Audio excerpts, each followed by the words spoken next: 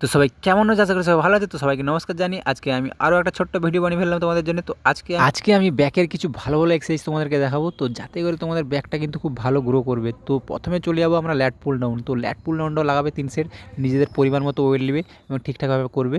তো তারপরে আমরা চলে যাবো কেবিল ক্রসেতে। কেবিল ক্রসেতে একটা বেঞ্চ নিয়ে আসবে, তো ঠিক আছে। তো ওটাতে তোমরা যেটা আমরা ডাম্বেলে সিঙ্গেল হ্যান্ড রোটা যেটা মারি ওটা কিন্তু কেবিলে লাগাবো আমরা। তোমরা ঠিকভাবে দেখো, বেঞ্চ থেকে কিছুটা উপরে কিন্তু সেটিংটা করে নেবে এবং আমি যেদিকে ক্যামেরাটা করতেছি ওই দিকে মুখ করে কিন্তু বসবে। তো ধীরে ধীরে মারবে, দেখবে পুরো ব্যাক ফেটে যাবে, পুরো আগুন। তো এটা ট্রাই করতে পারো, খুব ভালো কিন্তু চেঞ্জ আসবে ব্যাকেতে। তো তারপর নেক্সট আমরা যেটা দেখাবো সেটা হচ্ছে যে আমরা ওই বেঞ্চটাতে যেটা ছিল ওটাতেই করবো এটা।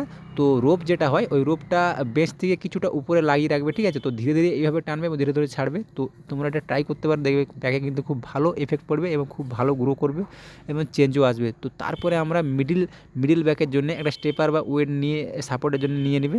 তো নিচ থেকে কিছুটা উপরে লাগাবে, তো ধীরে ধীরে এইভাবে টানবে, দেবে মিডিল ব্যাক পুরো ফেটে যাবে এবং খুব ভালো এফেক্ট পড়বে। তো তোমরা এগুলো জিমেতে ট্রাই করতে পারো, দেখবে নিজেদের ব্যাক কিন্তু চেঞ্জ আসবে, অবশ্যই চেঞ্জ আসবে। তো তারপরে আমরা যেটা করবো সেটা হচ্ছে লাস্টে লোয়ার ব্যাকের জন্য। তো লোয়ার ব্যাকে এটা আমরা করে আমরা শেষ করব। তো লোয়ার ব্যাক বিভিন্ন রকমভাবে মারা যায়। তো আমি এটা কেবল ক্রসে ট্রাই করলাম। তো সবাই ভালো থাকবে, সুস্থ থাকবে। আমার ভিডিওটি টাইমলি দেখার জন্য সবাইকে অসংখ্য ধন্যবাদ।